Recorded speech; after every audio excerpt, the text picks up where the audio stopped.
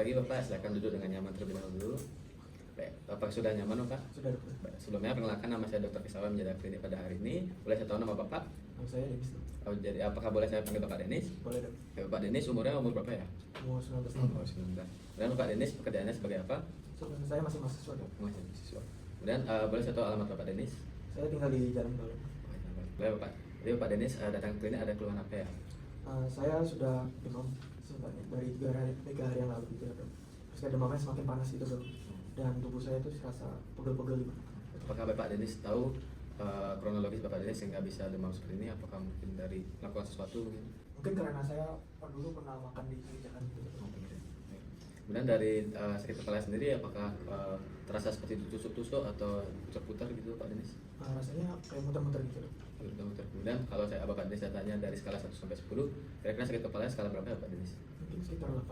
Kemudian dari apakah ada faktor memperberat atau memperburuk pengurangan peringan dari sakit kepala Bapak Denis? Mungkin memperburuk saat saya beraktivitas, dok. Memperingan kayak saat saya beristirahat gitu. Oh, bisa. Kemudian apakah selain dari demam sama sakit kepala, apakah ada keluhan lain dari Bapak Denis? Saya juga ada sakit perut juga, dok, beberapa hari. Kemudian dari Bapak Denis apakah ada riwayat penyakit terdahulu? Tidak ada, dok. Oh, tidak ada. Kemudian dari keluarga dari Bapak Denis apakah ada yang punya keluhan serupa? Tidak ada juga, dok. Cuma saya. Dari tetangga Bapak Denis apakah ada juga? Tidak ada. Tidak ada. Mungkin saya izin bertanya yang mungkin mengganggu privasi Bapak Denis, apakah Bapak Denis merokok atau bukan peminum alkohol aktif?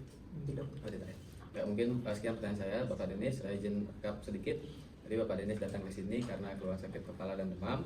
Kemudian kronologisnya mungkin Bapak Denis setelah makan di pinggir jalan itu mungkin ya. Dan kualitasnya sakit kepala seperti diputar-putar. Dan dari skala 1 sampai 10, sakit kepala Bapak lumayan sakit di skala 8. Kemudian saat beraktivitas sakit kepala makin berat dan beristirahat mungkin memperingan. Dan ada keluhan lain yaitu sakit perut.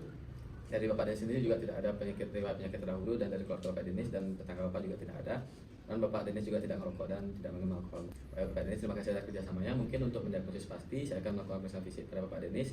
Mungkin saya akan meminta Bapak Denis membuka baju dan mungkin akan ada terasa nyeri karena saya akan melakukan tekanan pada abdominal Pak Denis. Apakah Bapak Denis bersedia? Saya bisa. Karena Bapak Denis bersedia, mungkin Bapak Denis boleh berbaring di bed terlebih dahulu. Sembari saya mencuci tangan ya Bapak Denis. Sebelum saya akan melakukan pemeriksaan, saya akan mencuci tangan dan menyiapkan alat terlebih dahulu. Pertama dengan mencuci tangan menggunakan hand rub dengan 6 langkah. Dan saya akan menyiapkan alat. Baik, karena alat sudah siap dan pasien sudah berbaring di bed, jadi saya akan pertama menilai suhu pasien dengan menggunakan termometer, menaruh termometer di aksir pasien. Baik, Bapak. Silakan ditutup. Kemudian saya akan menilai tensi pasien dengan termometer dengan masa macet 2 sampai 3 cm di atas pusat bibir pasien. Jadi Bapak, saya naikkan bajunya Bapak. Baik, macet sudah terpasang. Jadi saya akan meraba arteriolaritas pasien, kemudian memberikan tekanan sampai denyut nadi arteriolaris hilang. Sudah hilangnya di 110.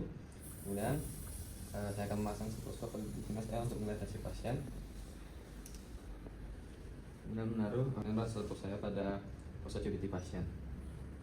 Kemudian saya akan memberikan tekanan 30 ditambah karena sesuai kalkulator pasien tadi yaitu 110 jadi 140. Baik, kemudian saya turunkan perlahan sampai terdengar di seri pertama. Terdengar 120. Kemudian saya akan melihat juga saat dia hilang itu tekanan diastolik. Baik, hilang di 70. Baik, artinya tensi pasien normal di 120/70.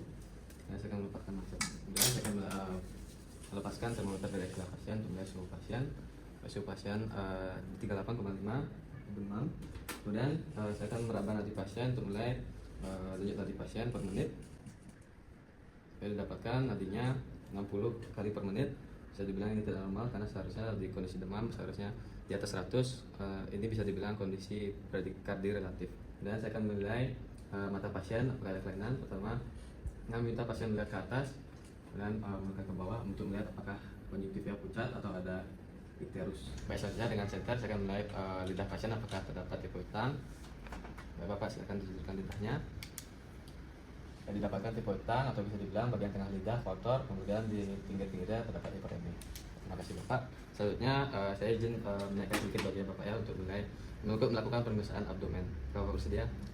Baik, selanjutnya saya akan melakukan pemeriksaan visi abdomen pada pasien untuk menilai apakah ada abnormalitas pada hepar dan lian pasien.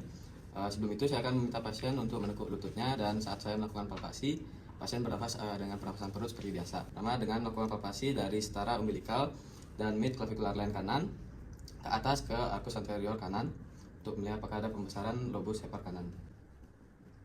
Baik, ada pembesaran. Kemudian saya akan melakukan palpasi lagi setara dengan umbilical line ke atas ke daerah epigastrium untuk melihat apakah ada pembesaran hepar lobus kiri. Ada pembesaran. Kemudian saya akan melakukan palpasi untuk melihat apakah ada pembesaran lien. Saya melakukan palpasi dari sias kanan pasien ke umbilical dan ke margo inferior kiri pasien untuk melihat apakah ada pembesaran lien.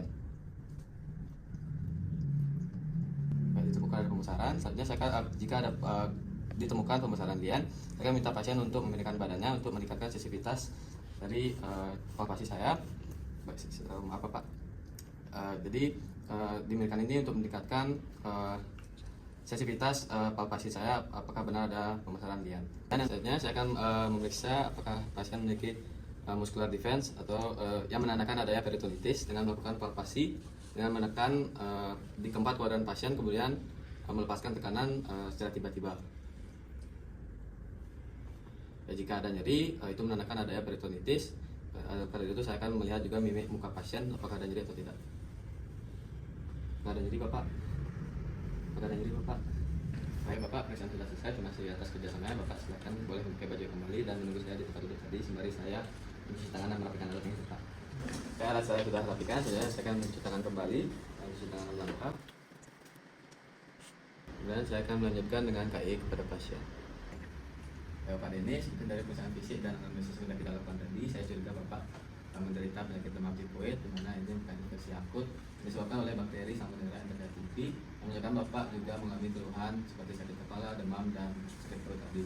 Kemudian karena ini belum pasti, ada beberapa tes yang bisa memastikan ini. Pertama ada tes kultur, namun itu waktu lama. Nah itu saya akan merujuk Bapak untuk melakukan lab tes di tes yang lebih cepat, yaitu tes serologi, di mana itu akan menilai antibodi Bapak terhadap bakteri tersebut.